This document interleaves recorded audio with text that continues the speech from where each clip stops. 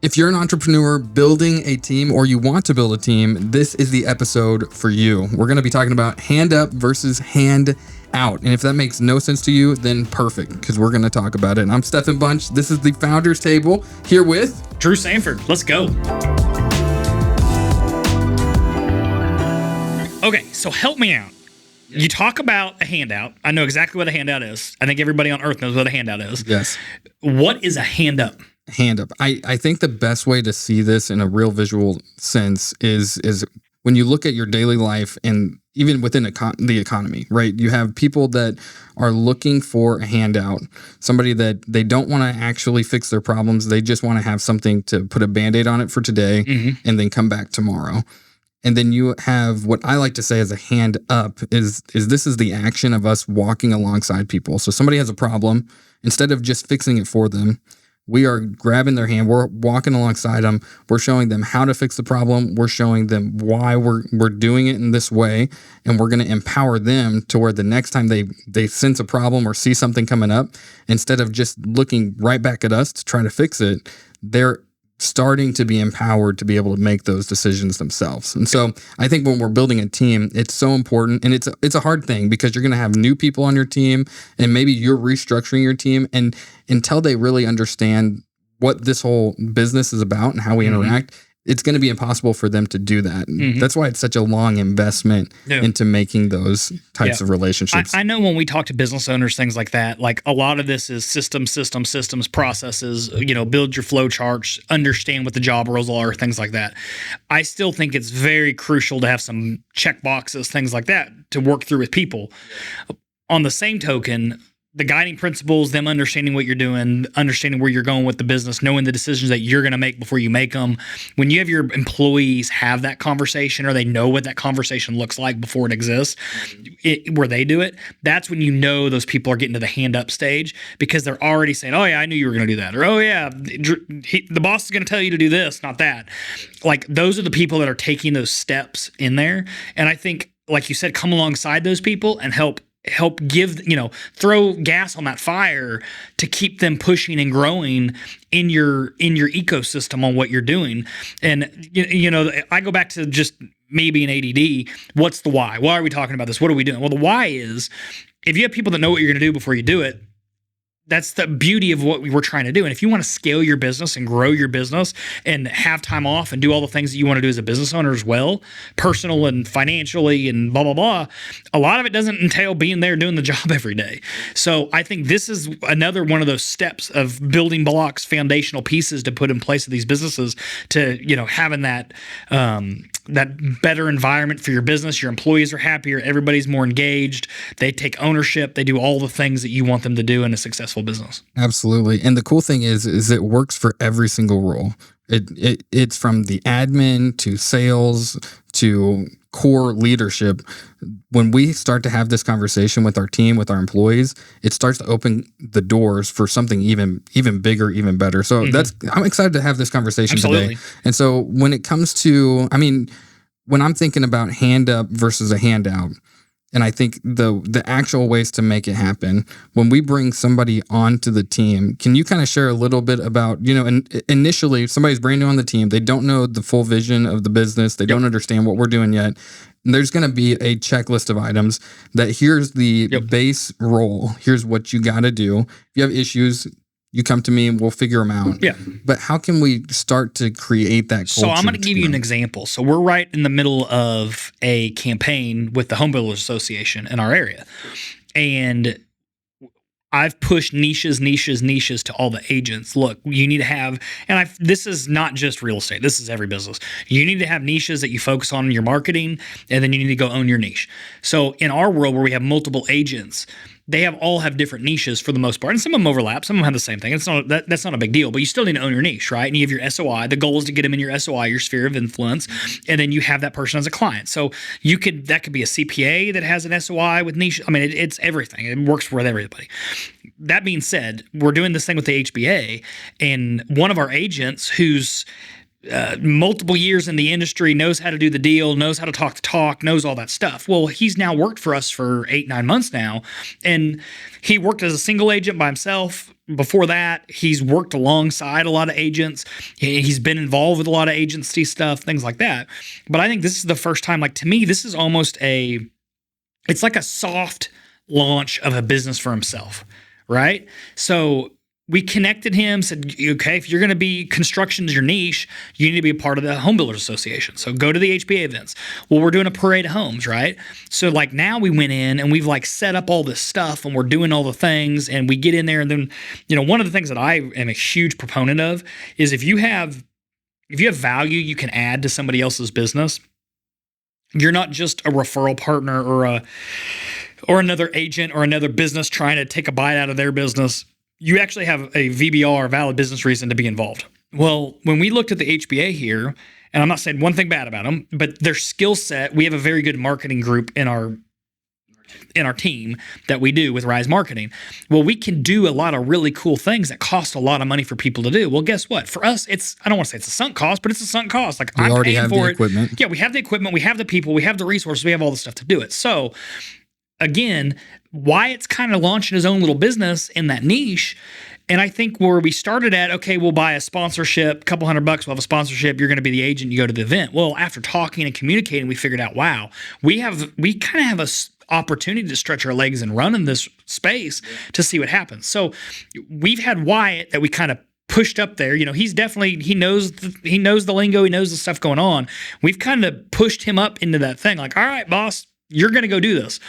But we're all coming alongside him saying, okay, well, what about if we do a live 5-hour live stream on social media, on their social media to make this work? What's it cost? Well, it's $15,000 worth of equipment to do it how we're going to do it, to do that. Well, how do you outline the systems? How do you make the processes? How do you get the guests on? How do you get the host? Mm-hmm. And we're doing all that stuff alongside him.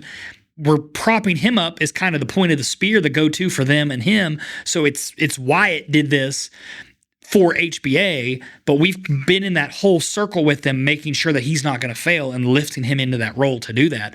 And I think that's a great example of what we're talking about when you say a hand up, because we're literally pushing him up into that role to be that lead in that situation. So that's kind of a brief example of what we've done in our business very recently and in the process of doing right now. Yeah. To show the contrast, I think there's this picture of, with our agents, we're trying to find a niche for them. We're wanting them to be empowered in that niche and grow their business as high as they can take it. And we're going to resource them. We're going to help them. We're going to guide them, but we're letting them take the lead on that. We would have never done this. We threw those ideas out to them. And like, at the end of the day, me as an entrepreneur where I am, like, I'm looking at, we have a business and that's our own business.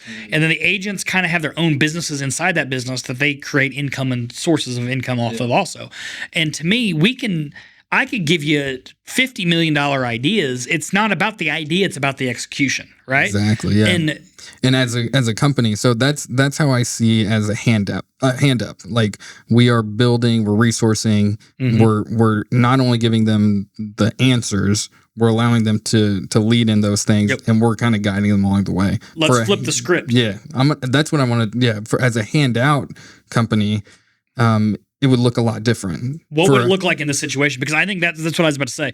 I think that if you are the typical business owner, me a couple years ago, I would have just been like, cool, I'm going to go handle it. I'm going to do it. I'm going to make it the best I can do. And I know I'm going to knock this out of the park.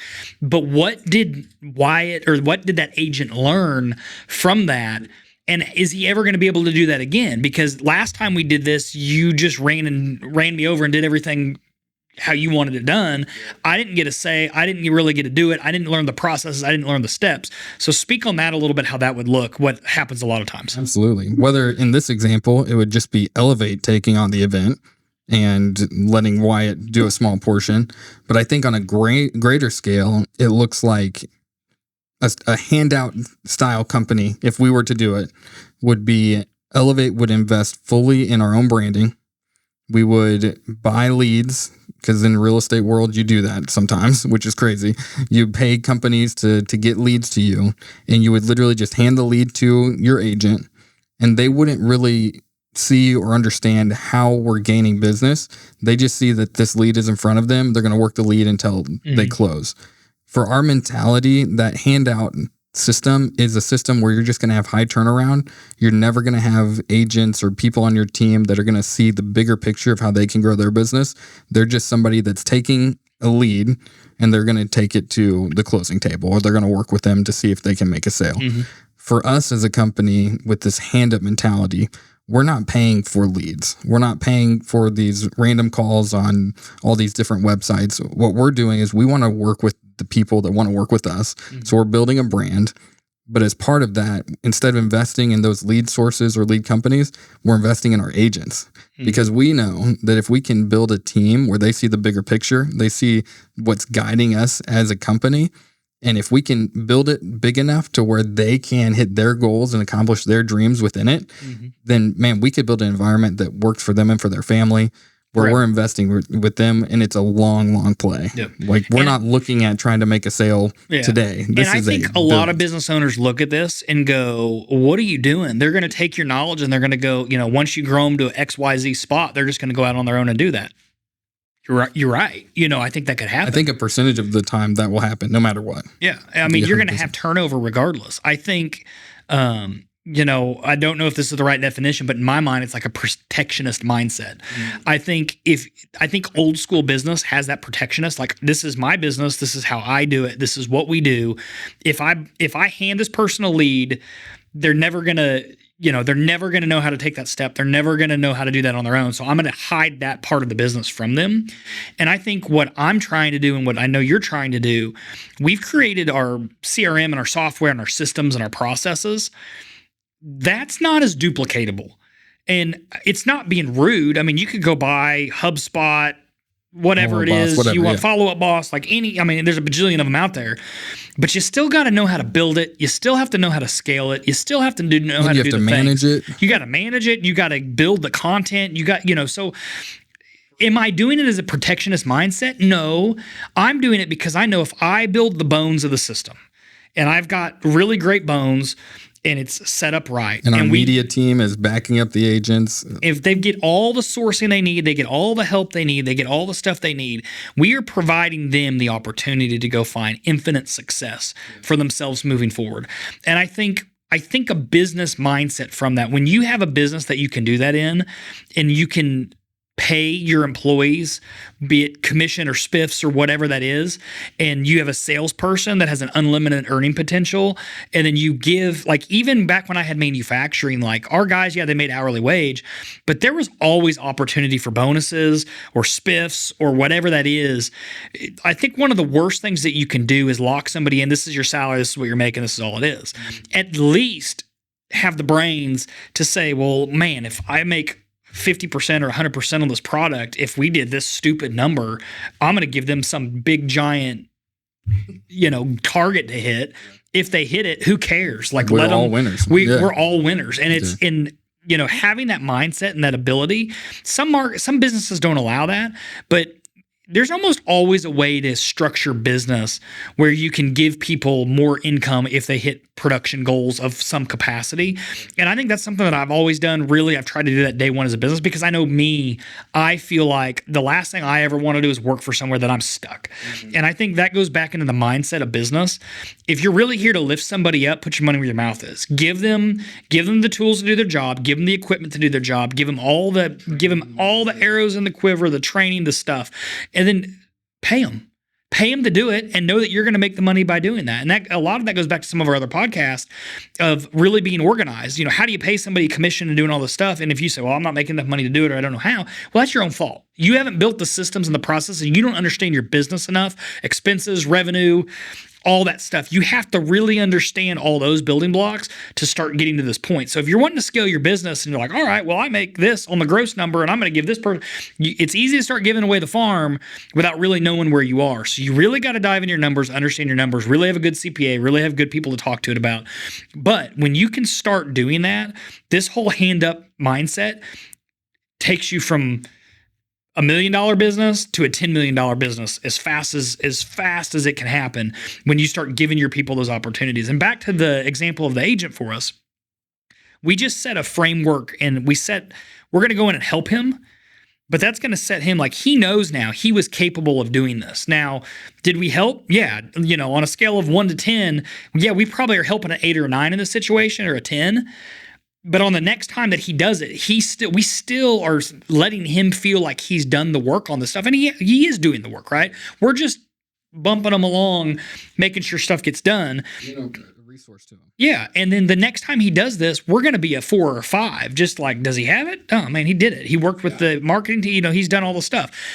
And the other benefit is the other agents just saw, wow, Elevate invested $15,000, $20,000 worth of production and this and that on this one event for the guys. Now, I don't have that cost in it because we own the equipment, we own the stuff, we've done the thing. But the value to the customer, if that's a $20,000 package, imagine a $20,000 sponsorship for an event like that. That's 50% of their budget. You know what I mean? And now all of a sudden, Wyatt and Elevate Real Estate Group just did this. Our other agents are going to see that and be like, wow, I'm a part of this charity organization, and we could do something similar for this, and I could provide a $20,000 value to them if I go do this. Well, great. I want them to think that way and go, what if I pitch this to them to go do this? And then all of a sudden, in our market, in our niches, you're owning your niches, you're owning your market. And if you do a good job, and again, you're providing a lot of value for these companies, it's reciprocal. 100%. And now you're starting to see the scalability. Let's pause and talk about scalability on this. Yes, let her rip. So you have a company. I mean, it's really simple for us in sales because we see the direct result. In W-2 employee, it's a little bit different, but a small business, as you're growing, everybody's in sales in some way.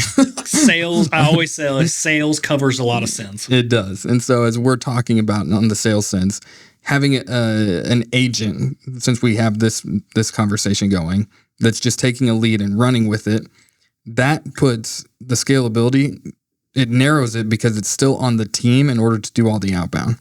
When you start to empower your agents and invest in them, now they're building their niches, their SOIs, and they're growing that to where the team is still pushing and investing, but it's now you're starting multiple businesses under one business. Does that make sense? Absolutely. So you do this, and we've talked heavily about real estate with this and how to set that up.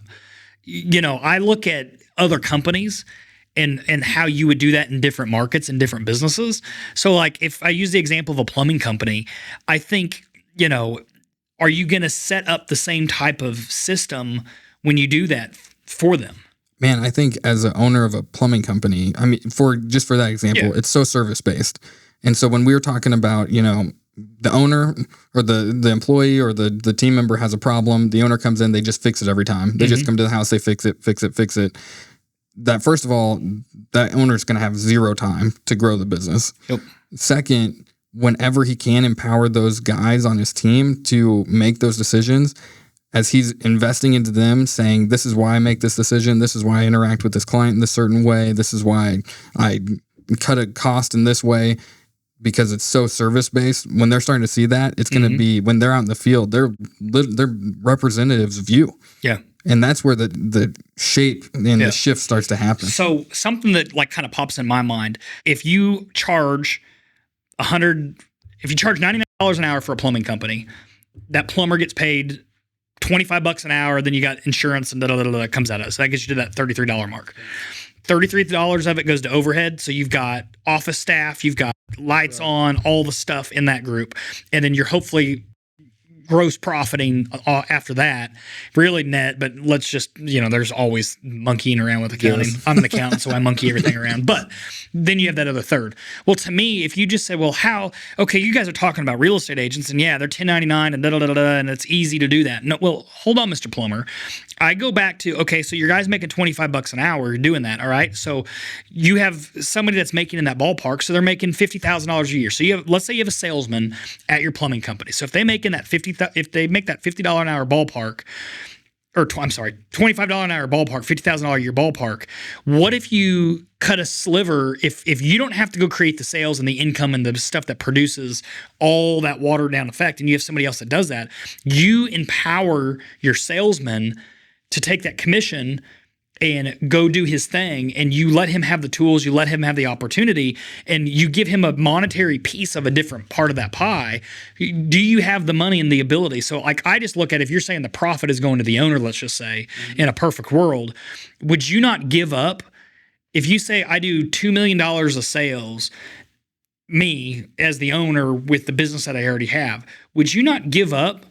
If you get 30% of that, would you not give up 10% of that 30 to get another $4 million of sales or $1 million of sales or whatever that number is? And you have to start looking through the mindset of, when you want to scale, yes, I can, if I can do $2 million of sales and I get 100% of that, 30%, great. But if you could start compounding that next to it, that's where the scalability comes from. And then giving people some of that pie to grow the business and do things. And the key with this whole thing with scalability is, you got to find a system that's going to retain your employees. Yes, you're going to teach them how to do this. You're going to get them up there. But if you push them in position, you give them the tools to do it, and they're making the same money they made then, that's when you start losing staff to say, I can go hire I know how to do 90%. Odds are a plumber salesman was probably a plumber before he was the salesman. He was a really good plumber, but he could actually talk to people. So then he became the salesman for your company. Well, it doesn't take a rocket scientist to say, I just sold $2 million worth of product. I could have done that. I can hire 3 people. I can go start my own plumbing company. So incentivizing people and building that ecosystem where you have the tools and the availability, and if they have a brainchild idea to go do something, let them run. Let them run. What's going to happen? This is a hilarious thing that I think. When you mess up, it's more important than when you do good. If you did it and every time you do something, it makes it, what wisdom do you gain? What did you really learn? And allowing our agent to go make a bad decision on this, has he said ideas that I'm like, I don't know if it's going to work or not? Yeah. Am I going to let him do them? You betcha. Because we're going to know maybe that's the next bajillion-dollar idea for the company that you didn't come up with that would work in a different situation. Absolutely. I think in what you're talking about there, if you're not building a company where your employees or your team can see their goals achieved in that company, then you are going to have turnover. And so I think that's where we get stuck in the handout mentality, is when we start to see, we have these employees and they keep hitting a level and they keep leaving. And now we're stuck to where we're indicator. We're just going to solve the problem. We're just going to have people that are going to, we're going to anticipate the turnover. And that's just going to be a cost of business at this point, where our mentality, we are looking 5-10 years down the road. Our mentality is, instead of paying and planning for a turnover cost, whatever that number is, we're investing fully in, and we're up for the risk that somebody's going to find out what they're doing and they're going to be great at it and they're going to want to start their own thing. Those are the kind of people that we want to have on our team, but we're going to show them the value that we provide as a group.